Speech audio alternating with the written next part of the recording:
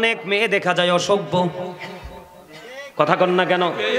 এমন ভাবে পায়জামাটা পরে হাতটা একটু পাড়ে একটু উঠাই, মাইন্ড করেন না, এর দূরে এই জায়গায় থাকে, কথা বলেন না, থাকে কিনা? মেয়েরাটা থাকার কথা একেবারে মুড়ার নিচে বন্ধু, মাথা থেকে পুরোটা ঢাকার কথা। মনে হয় যেন রাস্তার মধ্যে হাঁটু পানি এই পর্যন্ত, টাকনু এবং হাঁটুর মাঝামাঝি। নারীরা দেখবেন পাতলা পোশাক পরে হাঁটে, এই নারীরা হলো বেহায়া। আল্লাহর হাবিব বলেছেন, যেই নারী পোশাক পরার পরেও তার অঙ্গটা অন্য মানুষ দেখতে পায়, তোমরা মনে করবে এই নারী পোশাক পরিহিত নারী নয়, এই নারী ল্যাংটা উলঙ্গিনী। জোরে বলেন না নাউজুবিল্লাহ। আল্লাহ কো তোমার ঘাড় কত মোটা, তুমি কত পয়সার মালিক হইছো গো খালা, তুমি আল্লাহর অর্ডার মানো না। আল্লাহ কয় ওয়াকরনা ফি বুয়ুতিকুন্না ওয়ালা তাবাররাজনা তাবাররুজাল জাহিলিয়াতিল উলা। যেই জিকিরটা করা হয় ওই জিকির হলো সবচেয়ে উত্তম জিকির। সুবহানাল্লাহ।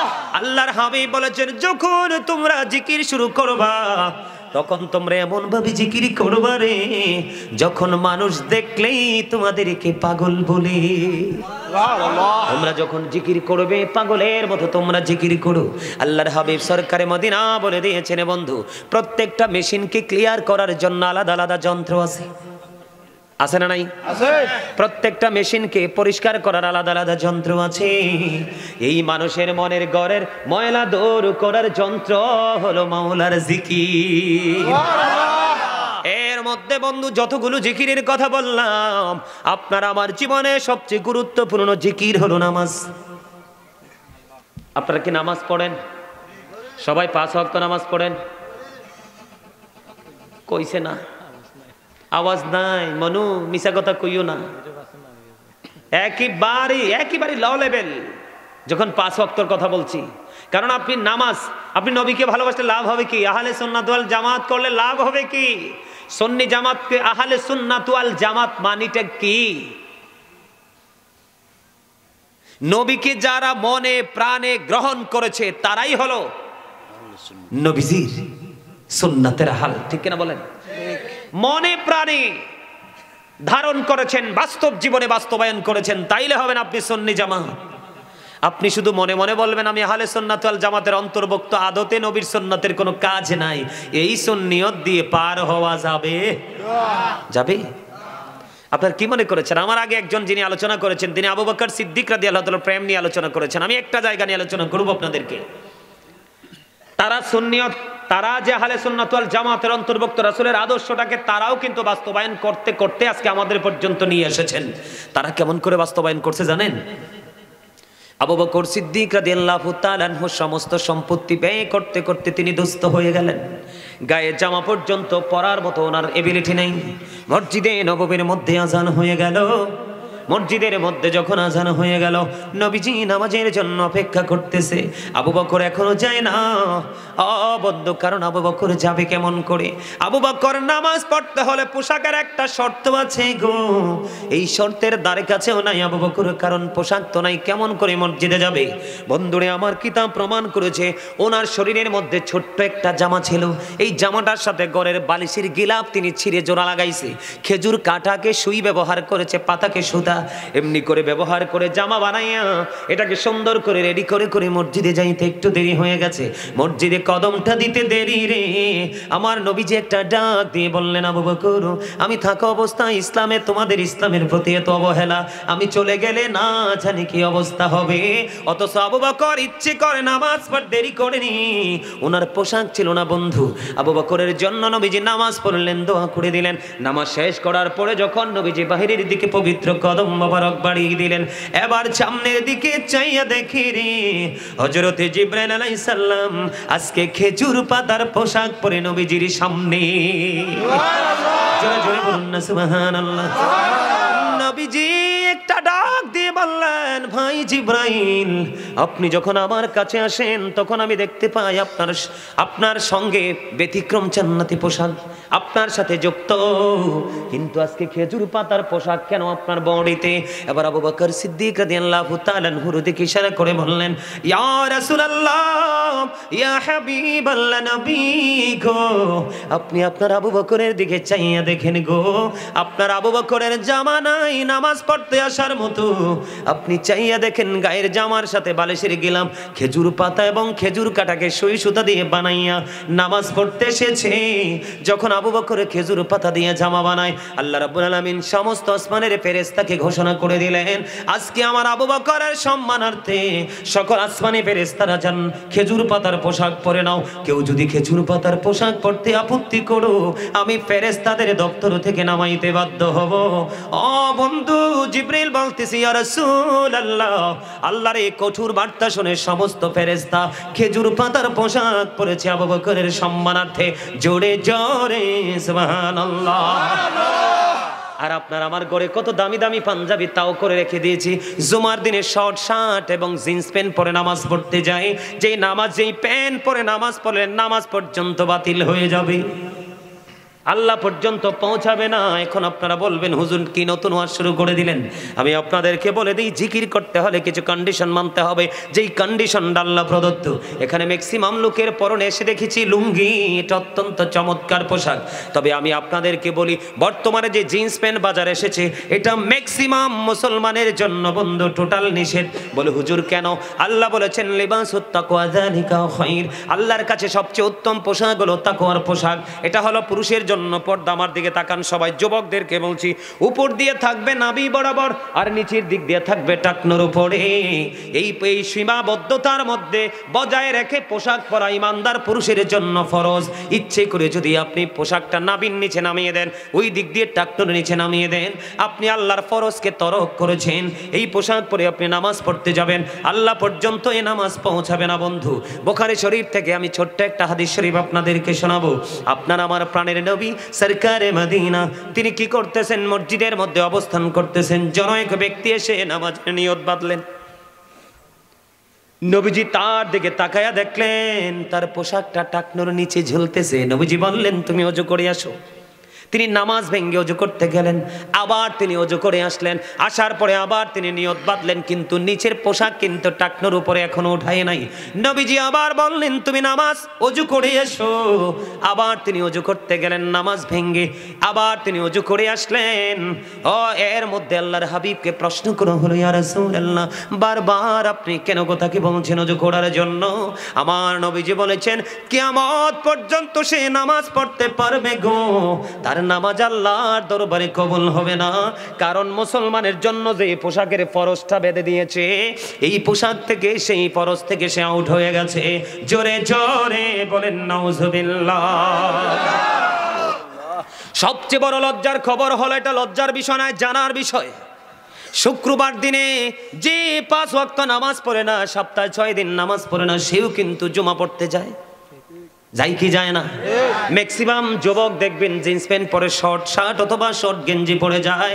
আমি নিজের চোখেও দেখেছি, যখন একজন ব্যক্তির উপর দিয়ে লম্বা জামা থাকে না, সে যখন রুকুতে যায় 100% পিছনের কাতার থেকে তার লজ্জাস্থানটা দেখা যায়। কথা বলেন না কেন? আমি কি ভুল বলতেছি? লুঙ্গি বলেন, প্যান্ট বলেন, পায়জামা বলেন, ট্রাউজার বলেন, যেটাই বলেন, ইমানদার পুরুষ হিসাবে আল্লাহ রাব্বুল আলামিন অর্ডার করেছে আপনাকে কি করতে হবে? উপর দিয়ে নাভি বরাবর অথবা উপরে, আর নিচের দিক দিয়ে টাকনোর উপরে। যেই যুবক আল্লাহর অর্ডারকে উপেক্ষা করে টাকনোর নিচে ঝুলিয়ে ঝুলিয়ে পোশাক পরবে, তার যৌবন যদিও সে তাগড়া জোয়ান হয়, তার যৌবন ধীরে ধীরে কমতে থাকবে। এখন আমাদের মধ্যে অনেক মেয়ে দেখা যায় অসভ্য। কথা কন না কেন? এমন ভাবে পায়জামাটা পরে হাতটা একটু পাড়ে একটু উঠাই, মাইন্ড করেন না, এর দূরে এই জায়গায় থাকে। কথা বলেন না, থাকে কিনা? মেয়েরাটা থাকার কথা একেবারে মুড়ার নিচে বন্ধু, মাথা থেকে পুরোটা ঢাকার কথা। মনে হয় যেন রাস্তার মধ্যে হাঁটু পানি এই পর্যন্ত, টাকনু এবং হাঁটুর মাঝামাঝি। আপনারা কথা কন না কেন? আপনারা কি দেখেন না? আমি শুধু একলাই দেখি, সবাই দেখেন না? যাবেন কোথায়? আমরা চারপাশে গজব আমাদেরকে ঘিরে ফেলেছে। কারণ আজকে দেখবেন মানুষ দিনের কাজের জন্য ডাকলে দেখবেন কেউ আসবে না, কেউ আসতে চাইবে না। দু চারজন ছাড়া সমাজের, তাও নিরহ দরিদ্র মানুষগুলো আগে আসে, বড় লোকগুলো টাকা খুঁটে পুরায়। আজকে বলেন যে যেই কোনো একটা আধুনিক গানের শিল্পী আসবে, এখানে কনসার্ট হবে, দেখবেন সাউল পর্যন্ত নিয়ে আসবে আপনার কাছে। এটার মানেটা কি জানেন? এটাই হলো কিয়ামতের সিমটম, এটাই হলো কিয়ামতের আলামত। যখন ইসলামটা পৃথিবীতে এসেছিল তখন ইসলামটা গরিব ছিল, পৃথিবীর অবস্থা ভালো ছিল না। যখন ইসলাম পরিপূর্ণ হলো পৃথিবীর মধ্যে শান্তি পরিপূর্ণ ছিল, ঠিক কিনা বলে? আবার এখন ইসলাম গরিব হয়ে যাচ্ছে। এই আমার দিকে তাকান, এই যে দেখেন যেই ছেলেগুলো টুপি ছাড়া আসছে, একটার মাথার চুল কাটার স্টাইল বালা না। আমি এক্সাম্পল দিচ্ছি আপনাদেরকে, এটা রাগের বিষয় না তো। দেখেন এদের মাথা কিন্তু আল্লাহ বেলের মতো গোল করে বানাই দিছে। কি কইরা? কেউ বানাইছে বাবুই পাখির বাসা, কেউ বানাইছে দান ঝাড়ুন্না কুলা, কেউ বানাইছে এটার আবার সালুইন, কেউ আবার বানাইছে কানের গোড়াটারে ডিজিটাল রেল লাইন। এই বর্তমানে 100 থেকে 100 ইয়াং ছেলেদের মাথা থেকে ইসলাম সরে গেছে। চুল কাটার যে ইসলামের যে কন্ডিশন, সেই কন্ডিশন থেকে ছেলেরা কি হয়ে গেছে? আউট হয়ে গেছে। একটা বার খতিব সাহেবকে প্রশ্ন করেনি, একটা বার ইমাম সাহেবকে প্রশ্ন করেনি, হুজুর আমি যে স্টাইলে চুলটা কাটলাম এটা রাইট কিনা? অথবা বাবাও তো যাইয়া প্রশ্ন করে নাই যে বা হুজুর আমার ছেলেটা এইভাবে চুলটা কাটছে, আসলে কি রাইট কিনা? কথা বলেন না, আমি কি ভুল বলতেছি?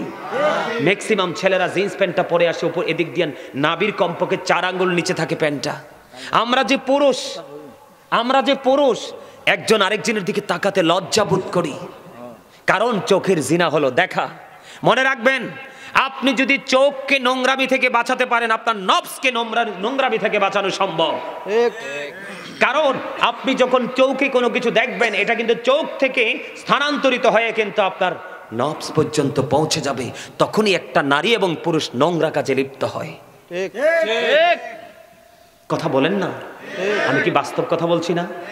আরে ভাই, তোমরা মুসলমান, ইসলামের মধ্যে পরিপূর্ণ পূর্ণাঙ্গ জীবন ব্যবস্থা রয়েছে। কারণ ইন্নাদ দীনা ইনদাল্লাহিল ইসলাম, Islam is not only a religion but also complete code of life.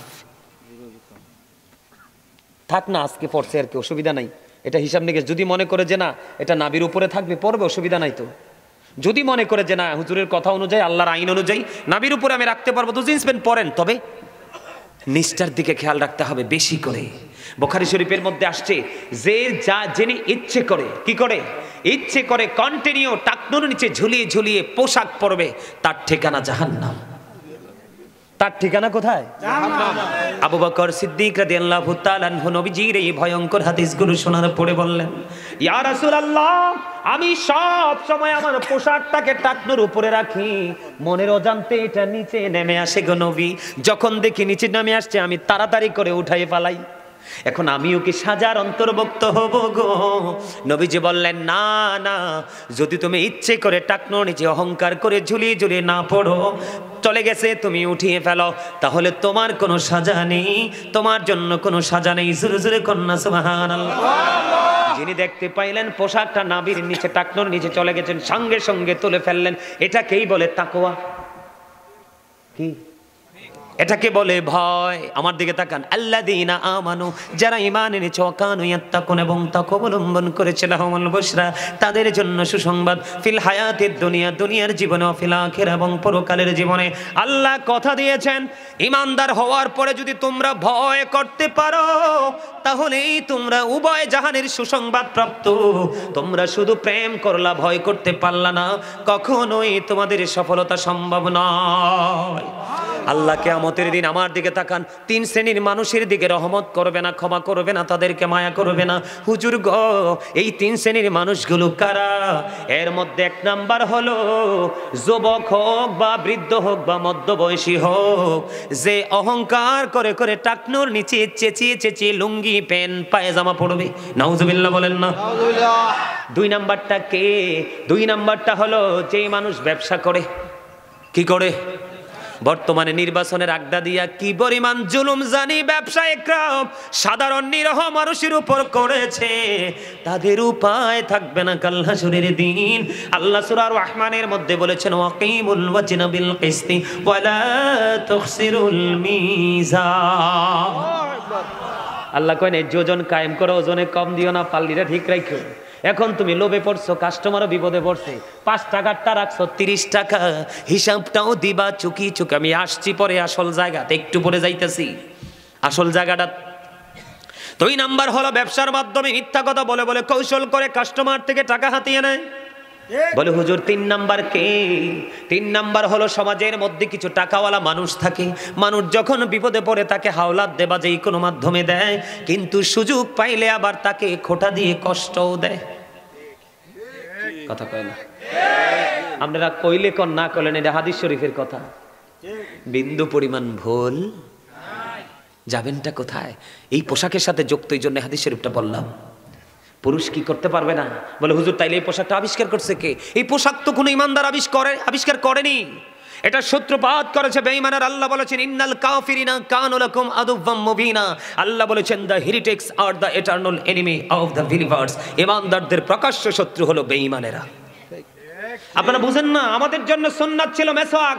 যদি কষ্টটা হতো প্রত্যেকটা নামাজের আগে রাসূল মেসওয়াক করার অর্ডার দিতেন।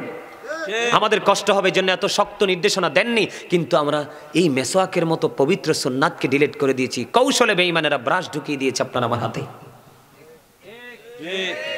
বাংলার আনাচে কানাচে ছিল ফুরকানিয়া মাদ্রাসা, মা বোনেরা সকাল হলে বাচ্চাদেরকে মাদ্রাসার দিকে পাঠিয়ে দিতেন।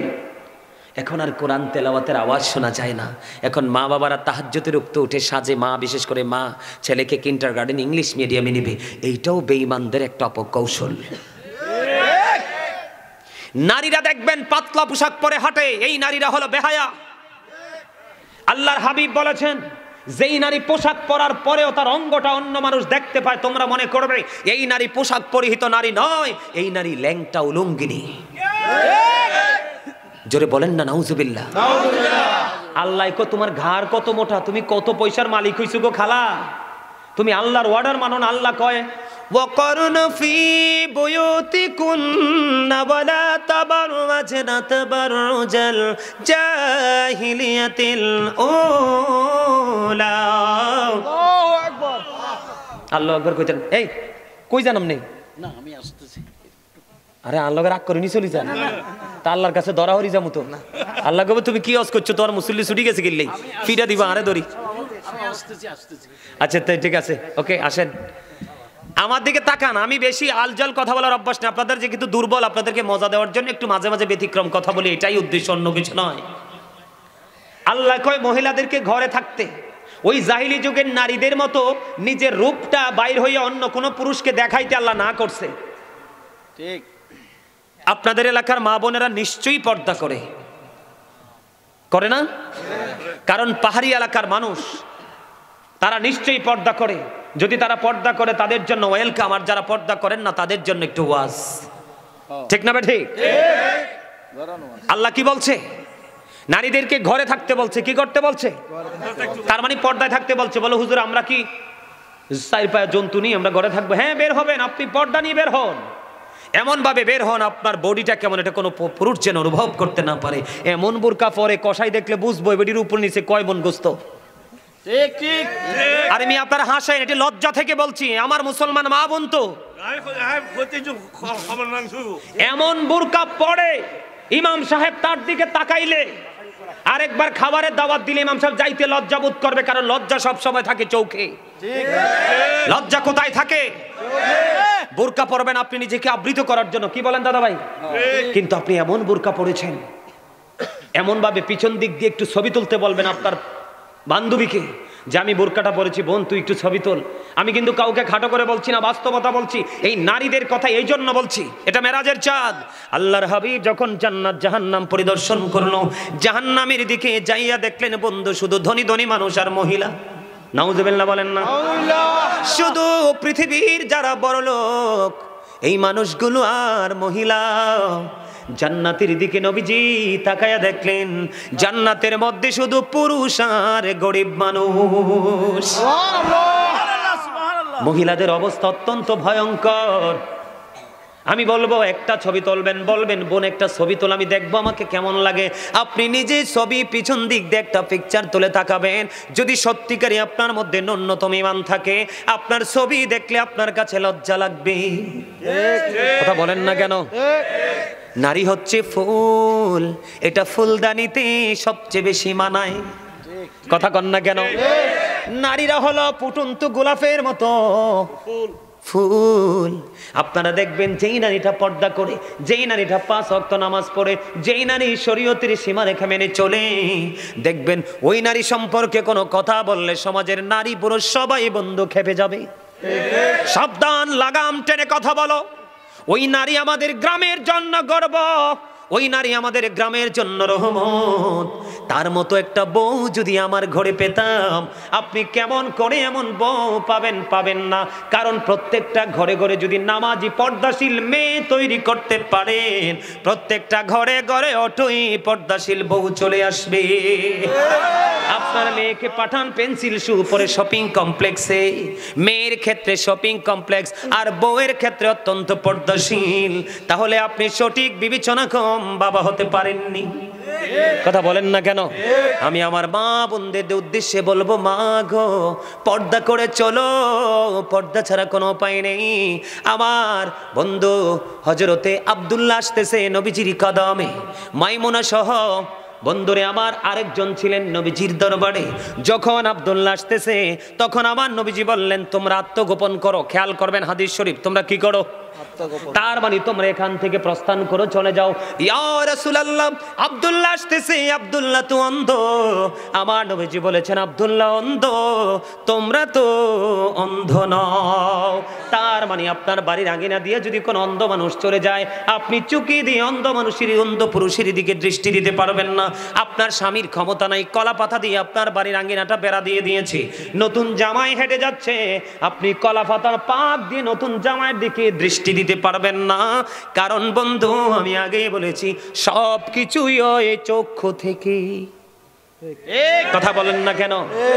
ফেসবুকে দেখবেন, গতকালকে গত পরশুদিন ফেসবুকে দেখলাম 3 বাচ্চার মা, স্বামী বিদেশে থাকে, এসআইয়ের সাথে প্রেম করে 3টার মা বিয়ে করে ফেলেছে।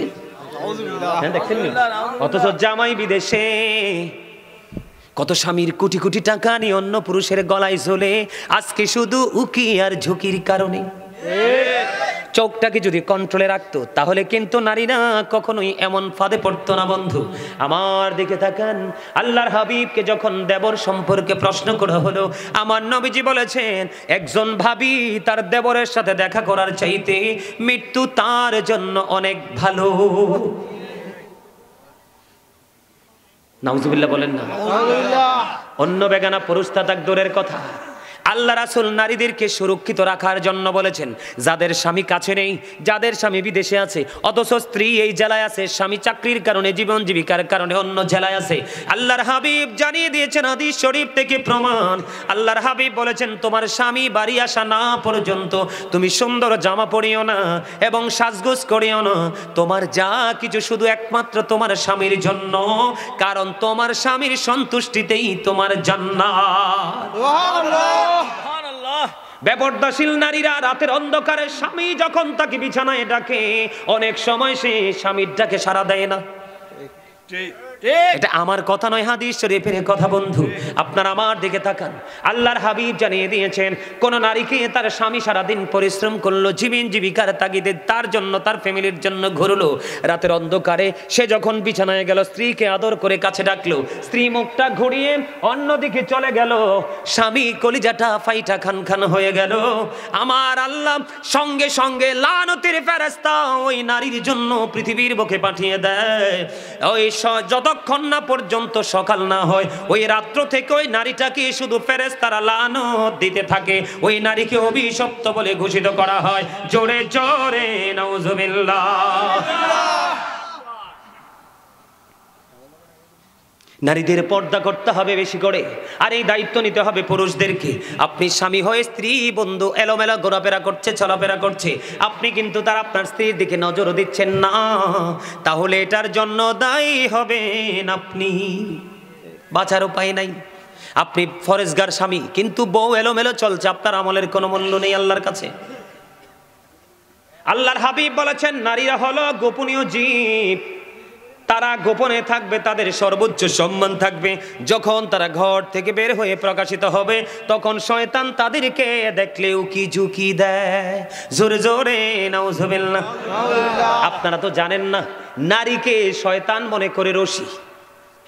কোন শয়তান যদি কোনো পুরুষকে, চরিত্রবান পুরুষকে যদি ঘায়েল করতে চায়, কোনো সুপুরুষের গায়ে যদি কলঙ্কের কালি লাগাইতে চায়, তখন শয়তান কোনোভাবে ফাঁদ ফেলতে পারে না, একটা নারীর মাধ্যমে ওই পুরুষের গায়ে, সাদা গায়ে কালো দাগ লাগাইয়া দেয়। এই জন্য নারীদেরকে অত্যন্ত সচেতন থাকতে হবে, অ্যালার্ট থাকতে হবে। স্বামীর অনুমতি ছাড়া এই বাড়ি থেকে ওই বাড়িও যেতে পারবেন না।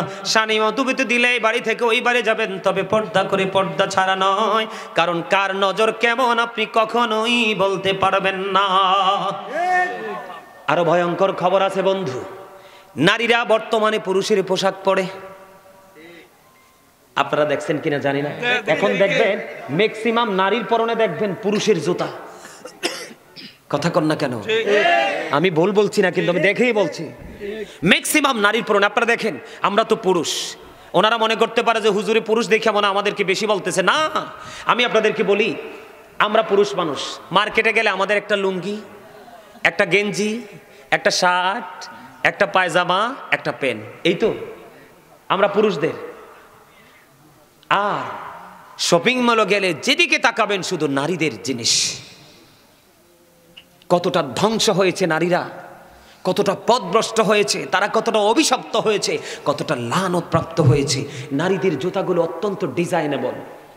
আপনি চাইলে সর্বোচ্চ হাই হিল পড়তে পারেন, মিডল হিল পড়তে পারেন, আবার ফ্ল্যাট পড়তে পারেন। পারেন না? নারীরা পড়তে পারে না? তাদের কোয়ালিটির কোনো শেষ নাই। এত সুন্দর সুন্দর ডিজাইনেবল জুতা ছেড়ে তাদের নজরটা পুরুষের জুতার দিকে। কথা কন না কেন? ভুল বলছি? গেল একটা। এবার আসেন, এবার আমার দিকে তাকান। আমি বাস্তবতা বলছি, আপনারা হাসছেন না। যারা এডি করে, কেউ হইলে আপনার নাতনি, নাইলে আপনার ওয়াইফ, নাইলে আপনার পুত্রবধূ, বাচ্চা থাকার উপায় নাই। এক গুছারে আরেক গুছা সোজাই আট কইবেন, সুযোগ নাই। কি কি ভুল কইছি? ফরান্ডা খুললে হাসি দেন কিল্লাই, আইতে আসি বাঁশ আন্নেলাই তুলি রেখছি আই। কারণ আন্নে হেতনে সারি দিছেন, এল্লাই হেতনে ফাকনা গজাই উড়ালতেছে। আন্নে যদি হেতনের না হয় উগ্গার রশি লাগাই দিতেন, বড়ি লাগাই দিতেন, হেতনে এত দূর যাইতে ইত্তেন। কথা কন না কিল্লাই? এবার দেখেন তাদের বলে, হুজুর আপনি এত কিছু জানেন কেমনে? আমার ফ্যামিলির কোনো মহিলা ঘর থেকে বের হয় না, কোনো বউ, তাদের জুতা থেকে ঠোঁটের লিপস্টিক পর্যন্ত তারা যা চায় সব মার্কেট আমি করি। বিশ্বাস করেন আপনারা? সব মার্কেট আমি করি। আমি যেটা এনে দিবে এরাই বলবে এটাই আলহামদুলিল্লাহ। আমি নারীদের, আমাদের আইটেমের চাইতে নারীদের আইটেম আমার মুখস্থ। আমি আমার জিনিসটা ভালো করে কিনতে পারবো না, কিন্তু মহিলাদের জিনিসটা আমি চিনে বুঝে ভালো করে কিনতে পারবো। কারণ আমার এক্সপিরিয়েন্সটা এত হার্ড হয়েছে, কারণ আমাদের জয়েন্ট ফ্যামিলি, অনেক বড় পরিবার। কথা কি বুঝতে পারছেন আমার? নারীদের এত সুন্দর সুন্দর 3 পিস, 1 পিস, 2 পিস আছে না নাই? কথা কন না কেন? কত ধরনের পায়জামা সব ছেড়ে দিল বন্ধু। আফসোস লাগে, দুঃখজনক হলেও সত্য। ছেলেদের একটা জিন্স প্যান্ট তার লোভটা সামলাতে পারলো না। ম্যাক্সিমাম নারীর পরনে দেখা যায় জিন্স প্যান্ট। বলে হুজুর এই উদাহরণটি কেন দিলেন? হাদিস শরীফ থেকে দিয়েছি, আমার মন গড়া দেয়নি। আল্লাহর হাবিব বলেছেন, যেই নারী পুরুষের পোশাক পরবে এবং পুরুষের মতো চলাফেরা করবে, আল্লাহ রাসূল বলেছেন ওই নারী হলো মর্দা মহিলা। কি মহিলা? মর্দা মহিলা। এই দেখেন আমার দিকে তাকান, এই মর্দা মহিলার জন্য ভয়ঙ্কর খবর দিয়েছেন রাসূল। ওই মর্দা মহিলার জন্য জাহান্নামে একটা খাবার বরাদ্দ করে রেখেছেন। ওই খাবারটার নাম হলো বন্ধু তিনাতুল খাবাল। ইয়া রাসূলুল্লাহ, ইয়া হাবিবাল্লাহ, নবী গো, এই তিনাতুল খাবালটা কি গো নবী? আমার নবী বলে দিয়েছেন এই তিনাতুল খাবালটা হলো আরেকটা জাহান্নামের নিংড়ানো রক্তপুঞ্জ। কথা বুঝেন নাই? আমি বুঝাই আপনাদেরকে। হ্যাঁ, আমি আপনাদেরকে বলি, রক্তপুঞ্জ মানিক বুঝেননি? একজন জাহান্নামীকে খাইতে দেওয়া হবে। এটা কেমনে সিস্টেম করা হয়েছে জানেন? আপনার জাহান্নামী যারা হবে পাপী যারা তারা তো জাহান্নামী, জাহান্নামে যারা হবে তাদের জন্য কিন্তু একটা স্পেশাল রিসেপশনের ব্যবস্থা আছে। নাউজুবিল্লাহ বলে। নাউজুবিল্লাহ। কেমন জানেন? একটা জাহান্নামী একেবারে তার বডিটা পৌঁছে লিকুইড হয়ে যাবে, এদিক দিয়ে আরেকটা জাহান্নামীর বডিটা তৈরি হয়ে গেছে। কি হয়ে গেছে? কথা বুঝে নেবেন। একটা জাহান্নামীর এই বডিটা কি হয়ে গেছে? পৌঁছে গেছে, গলে গেছে, লিকুইড। বুঝো না তোমরা? যেমন লিকুইড বলতে আপনার ওই যে ইয়া খান না, জুস, জুস, তরল, তরল। কে রে কইছে? মাশাআল্লাহ, চমৎকার কথা বলেছেন। তরল, একবারই নরম। ঠিক এইরকম হয়ে যাবে। আরেকটা জাহান্নামীও এতক্ষণ লিকুইড ছিল, তার এই লিকুইড বডিটাকে, যেই বডিটা তৈরি হয়েছে তাকেই খাবারটা দেওয়া হয়েছে।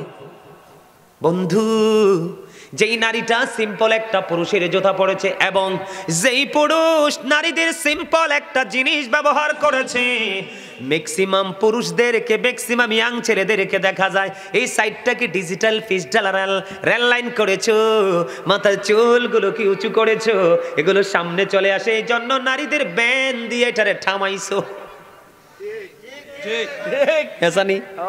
রাস্তায় দেখি তো, কই অহন কইতাম না, সময় মতো কমু। কি করবো? সময় মতো কমু। আজকে সময় পাইছি রে।